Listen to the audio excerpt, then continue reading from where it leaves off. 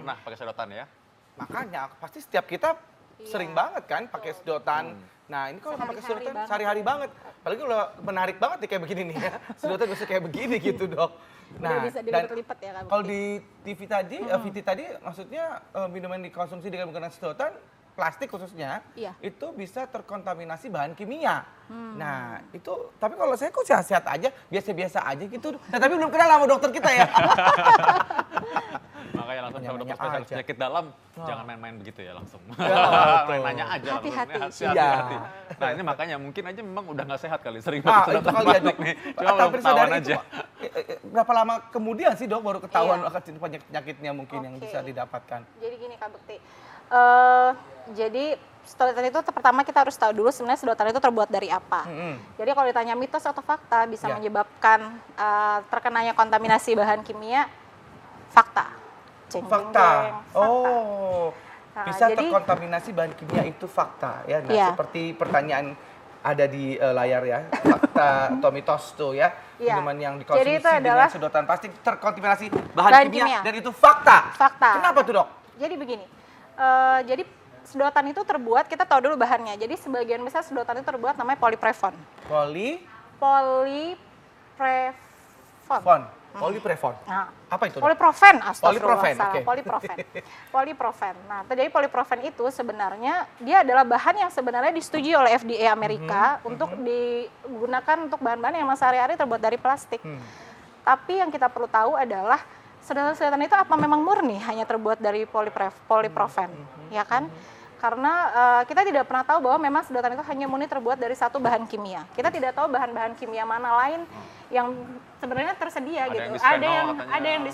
Yang paling bahaya kan sebenarnya bisphenol A atau BPA. Makanya kadang-kadang kalau produk plastik itu suka tulisannya BPA free, bisphenol A free. Karena memang itu sebenarnya sudah terbukti secara penelitian ya dok, bahwa itu akan menyebabkan berbagai macam resiko terjadinya kanker. Jadi udah banyak yang bikin sedotan yang nggak pakai bisphenol A tadi itu. Betul, tapi jangan salah dok, karena ada suatu studi yang diselenggarakan di Amerika pada tahun 2013. Jadi yang walaupun tulisannya BPA free sekalipun, ternyata ada dalamnya bahan-bahan kimia yang mungkin yang lain-lain lagi. Iya, jadi si produsen itu tidak menyampaikan bahwa ada bahan-bahan kimia yang terkandung di lainnya di situ. Dan studi itu membuat percobaan mengetes apakah benar ternyata di situ bisa membuat aktivitas estrogennya meningkat dari bahan itu. Nah jadi gitu, ternyata itu betul. Mengenai tadi estrogen tadi tuh dan juga yang lainnya ya, ini kan lagi ramai itu dibicarakan bahwa bahan-bahan kimia tadi dalam sedotan plastik itu bisa memicu terjadinya kanker. Mitos atau fakta? Iya, bisa memicu kanker ya fakta. Fakta, tentu fakta. Kenapa tuh dok? Iya betul tadi, kalau memang si bahan-bahan kimianya itu tadi yang mempunyai selain, jadi kita harus tahu ada beberapa bahan plastik yang aman digunakan, yang FDA approved. Kita suka lihat tuh kalau di lambang recycle 1, 2, 3, 4, 5, 6, 7 itu aman. Ada yang aman seperti PP ini juga sebenarnya aman.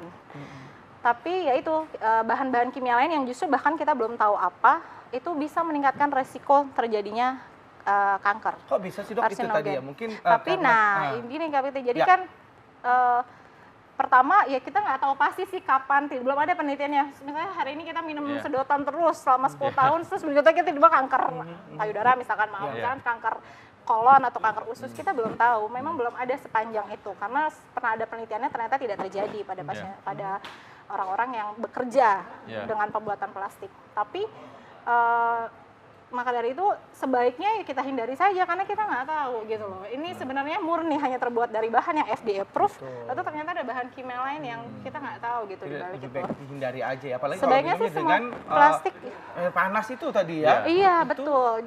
Penelitian itu bahkan menyatakan tidak dipanaskan saja resikonya meningkat. Apalagi dia diberikan stres, yaitu diberikan itu dipanaskan. Nah itu makanya hati-hati. Sedotan lagi. Ini ngomong-ngomong digigitin ya? Bisa betul ya? Sampai begini bisa begini ya? Nah ini dok ada fakta dan mitos begini. Katanya sedotan plastik itu dapat merusak gigi dok. Mitos. Oh jadi nggak merusak gigi ya dok. Tapi kalau misalnya dia minumnya gini terus nyokol-nyokol giginya gimana tuh? Nah, itu yang itu ngerusak sedotannya sih. Kan gigi kuat ya tapi ya. Iya. Jadi apalagi kalau gigi yang kuning, kayak saya lihat sih giginya Kak Bekti kuat banget pasti. Iya. Artinya kuning gitu. Kok gitu ya. Nah, tapi ini ngomong-ngomong mengenai zat tadi ya dalam ada yang dalam sedotan plastik ini itu dapat mengganggu hormon, mitos atau fakta? Dapat mengganggu hormon. Ya berarti itu fakta dong. Fakta? Iya. Maksudnya gimana Gini. jelasinnya? Jadi kembali lagi ya yang Iya. tadi kita bicarakan di awal bahwa si benda-benda plastik yang ada di zat-zat plastik yang ada di sedotan ini yang kita sebenarnya belum tahu persis apa aja yang ada dalam situ. Itu memang mempunyai efek yang namanya estrogen mimicking. Jadi tadi estrogen itu kan hormon ya, Dok ya. Jadi estrogen itu yang resikonya dia bekerjanya seperti estrogen, seperti si BPA itu, bisphenol A itu.